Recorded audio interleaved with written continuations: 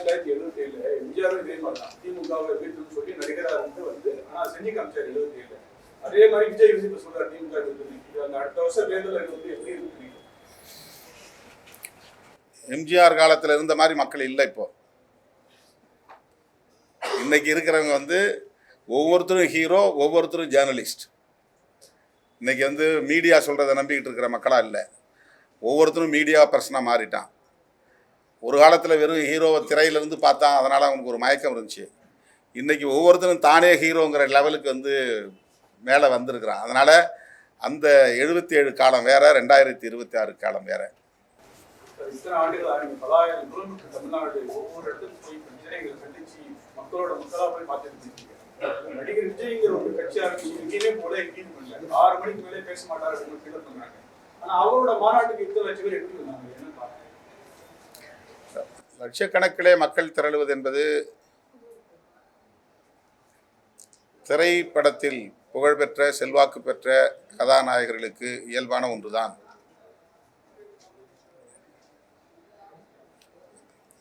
ஆந்திராவிலே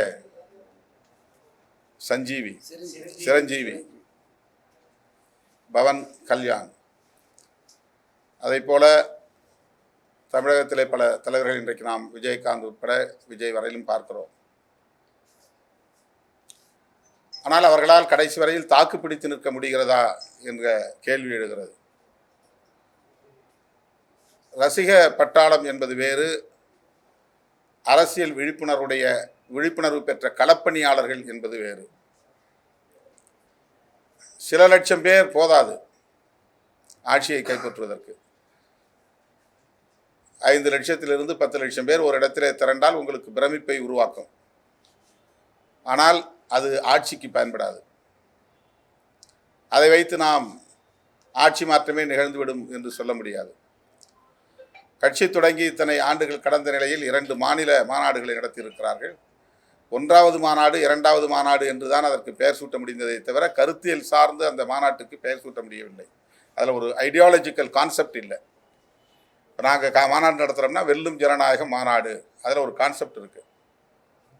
தேசம் காப்போம் மாநாடு, அதில் ஒரு கான்செப்ட் இருக்குது. மது ஒழிப்பு மாநாடு, அதில் ஒரு கருத்தியல் இருக்குது. அரசமைப்பு சட்டத்தை காப்போம் அப்படின்னு ஒரு பெயர் சொல்லி அதில் ஒரு மாநாடு போடுறோம். அந்த மாதிரி வந்து மாநாட்டுக்கு 1வது மாநாடு 2வது மாநாடு 3வது மாநாடு போடுறாங்கனாலே ஐடியாலஜிக்கலாக அது வந்து அவங்களால பொருத்தி பார்க்க முடியல. இந்த கான்ஃபரன்ஸ் ஃபார் வாட் பர்பஸ், இந்த ஐடியாலஜிக்கல் பொருத்தப்பாடுங்கிறது இல்லை. அதில் 3 மணி நேரமோ 4 மணி நேரமோ நிகழ்ச்சி நடந்தது. வெறும் கூச்சல், வெற்று சவடால்கள், விஜய் மாநாடு என்று தான் சொல்ல வேண்டிய நிலை இருக்கிறது. அதில் அதிகபட்சமாக ஆட்சியை கைப்பற்றுவோம் என்கிற ஒரு வேட்கை தெரிகிறது. அதனால் திமுகவை வீழ்த்துவோம் என்கிற வெறுப்பு வெளிப்படுகிறது. மற்றபடி அதில் அரைத்த புளித்தமாவே அரைக்கிற ஒரு மாநாடாகத்தான் அது முடிந்ததை தவிர, போன மாநாட்டில் சொன்னது ரைட். இந்த மாநாட்டில் அடுத்த ஒரு டெவலப்மெண்ட் இருக்கணும், நாங்கள் என்ன செய்ய போகிறோம் அப்படிங்கிறது இருக்கணும். அல்லது இன்றைக்கி நடந்து கொண்டு இருக்கிற நடப்பு அரசியல் குறித்து, இன்றைக்கி SIR ஒரு பேர்னிங் இஷ்யூ, அதை பற்றி எதுவும் அவர் பேசலை. ஸ்பெஷல் இன்டென்சிவ் ரிவிஷன், பீகாரில் யாத்ரா போயிட்டுருக்கிறார். நாடு தழுவிய பிரச்சனை, ஒரு செஷனே நடக்கலை இந்த பிரச்சனைக்காக. அடுத்த 3 சட்டங்கள் 30 நாள் உள்ளே இருந்தால் போதும் அவங்க பதவியை பறிச்சிட முடியும்னு ஒரு சட்டம் வந்துருக்கு. அது தொடர்பாக 3 சட்டங்கள் வந்திருக்கு. இந்த சட்டங்கள் பற்றி அவங்களுடைய நிலைப்பாடு என்ன சொல்லலை. தமிழ்நாட்டில் தூய்மை பணியாளர்கள் பிரச்சனை இப்போ பெரிய அளவில் விவாதிக்கப்பட்டது. அதை பற்றி அந்த கருத்தும் இல்லை. தமிழ்நாடு உட்பட இந்தியா முழுவதும் ஆணவ கொலைகள் அதிகரித்து கொண்டிருக்கின்றன, ஹானர் கில்லிங்ஸ். அதை பற்றி அவங்க நிலைப்பாடு என்ன தெரியல. பெரியார் என்ன சொன்னார், அதை சார்ந்த எந்த பேச்சும் இல்லை. அம்பேத்கர் எதற்காக பாடுபட்டார், அதை சார்ந்த எந்த கருத்தும் இல்லை. வெறும் திமுக வெறுப்பு, ஆட்சி அதிகாரம் என்கிற நிலையில் தான் ஒரு மாநாடு நடந்து முடிந்திருக்கிறது. எனவே அவங்க ஐடியாலஜிகளோட இன்னும் வந்து சிங்க்ரனைஸ் ஆகலை. வி நாகேந்திரன் அவர்கள் இயக்கியுள்ள வீர வணக்கம் என்னும் திரைப்படம் ஆகஸ்ட் 29 தமிழ்நாடு மற்றும் கேரளா ஆகிய 2 மாநிலங்களிலும் திரைக்கு வருகிறது. இயக்குனர் அவர்கள் சொன்னதைப் போல இரு மாநிலங்கள் தொடர்புடைய வரலாற்று நிகழ்வுகளை மையப்படுத்தி எடுக்கப்பெற்ற முதல் தமிழ் திரைப்படம் வீரவணக்கம். பி. கிருஷ்ணபிள்ளை கேரள மாநிலத்தில் கம்யூனிஸ்ட் கட்சி தோன்றுவதற்கு வளர்வதற்கு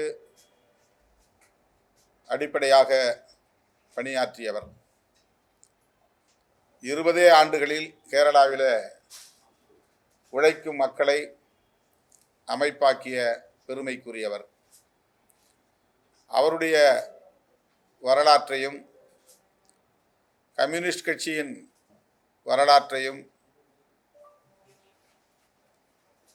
சொல்லும் ஒரு திரைப்படமாக இந்த திரைப்படம் இயக்குனர் அனில் வி. நாகேந்திரன் அவர்களால் படைக்கப்பட்டு இருக்கிறது.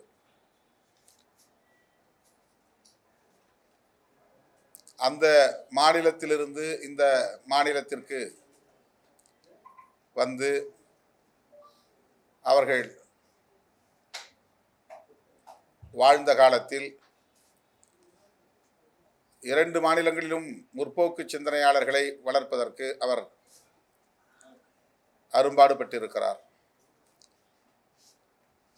சமுத்திரக்கனி,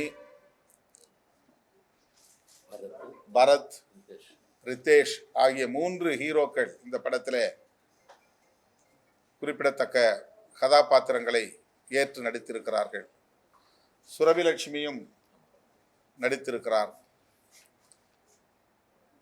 அரசியலில் ஆர்வமுள்ளவர்கள், நேர்மையாக மக்களுக்கு பணியாற்ற விரும்புகிறவர்கள், தியாகம் செய்யும் தொண்டுள்ளத்தோடு பணியாற்றக்கூடியவர்கள் கம்யூனிஸ்டுகள் என்பதை இந்த திரைப்படம் உறுதிப்படுத்துகிறது. அதற்கு பி. கிருஷ்ணபிள்ளை அவர்களின் வாழ்க்கை நமக்கு ஒரு சான்றாகவும் சாட்சியமாகவும் இருக்கிறது. இது போன்ற திரைப்படங்கள் இந்த காலகட்டத்தில் தவிர்க்க முடியாத ஒரு தேவையாக இருக்கிறது. பொது வாழ்க்கை என்பது வெறும் அதிகார வேட்டைக்கானதல்ல. அரசியல் என்பது சொகுசான சுகமான வாழ்க்கைக்கானதல்ல. அடித்தட்டிலே உழலக்கூடிய மக்களின் வாழ்வுரிமைகளை மீட்பதற்கும் வாழ்வாதாரங்களை பாதுகாப்பதற்கும் போராட வேண்டும், முழுமையாக அர்ப்பணிக்க வேண்டும், மக்களோடு மக்களாக இருந்து அவர்களை அரசியல்படுத்த வேண்டும், ஆதிக்க சக்திகளையும் அதிகார வர்க்கத்தினரையும் எதிர்த்து துணிந்து களமாட வேண்டும். அதுதான் உண்மையான பொது வாழ்க்கை, அரசியல் தொண்டு. அந்த செய்தியை உணர்த்தக்கூடிய, இளைய தலைமுறைக்கு எடுத்துச் சொல்லக்கூடிய ஒரு மகத்தான உண்மை வரலாறு தான் வீரவணக்கம் என்கிற இந்த திரைப்படம். இதனை விடுதலை சிறுத்தைகள் உள்ளிட்ட அனைத்து ஜனநாயக சக்திகளும் வரவேற்க வேண்டும். இதனை வெற்றி பெறச் செய்ய வேண்டும், வணிக ரீதியாக வெற்றி பெறச் செய்ய வேண்டும் என்று சொல்லவில்லை. இதனை கருத்தியல் ரீதியாக வெற்றி பெறச் செய்ய வேண்டும், வெகு மக்களிடத்திலே கொண்டு போய் சேர்க்க வேண்டும், இளைய தலைமுறையினரிடத்திலே கொண்டு போய் சேர்க்க வேண்டும். இப்படித்தான் பொது வாழ்க்கையில் ஒவ்வொருவரும் தன்னை ஒப்படைத்துக் கொள்ள வேண்டும் என்கிற செய்தி மக்களுக்கு போய் சேர வேண்டும். அப்படிப்பட்ட ஒரு திரைப்படத்தை, வரலாற்று முக்கியத்துவம் வாய்ந்த திரைப்படத்தை அனில் வி. நாகேந்திரன் அவர்கள் தமிழ் மற்றும் மலையாளம் ஆகிய இரு சமூகங்களை சார்ந்த மக்களுக்கு கொடையளித்திருக்கிறார். அனில் வி. நாகேந்திரன் அவர்களுக்கு என்னுடைய வாழ்த்துக்களையும் பாராட்டுகளையும் தெரிவித்துக் கொள்கிறேன். இந்த படத்தில் மிகச்சிறப்பாக நடித்திருக்கிற சமுத்திரக்கனி, பரத் மற்றும் ரித்தேஷ், சுரபிலட்சுமி, 94 வயதில் கிருஷ்ணபிள்ளையின் காதலியாக ஒரு போராளியின் காதலியாக நடித்திருக்கிறார். அவருடைய அர்ப்பணிப்பு மகத்தானது என்பதை இந்த திரைப்படம் நமக்கு உணர்த்துகிறது. இது காலத்தின் தேவை, வரலாற்றின் தேவை. இந்த திரைப்படத்தை அனைத்து தரப்பாரும் வரவேற்று வெற்றி பெறச் செய்ய வேண்டும் என்று வேண்டுகோள் விடுக்கிறேன். மலையாள சினிமாவுக்கு அரசியல்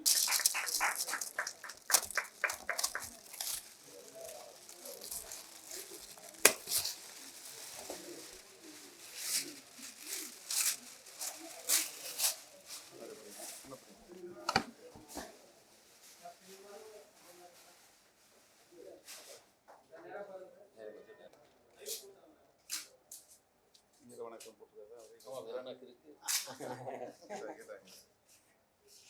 அது உங்களுக்கு வீர வணக்கம்.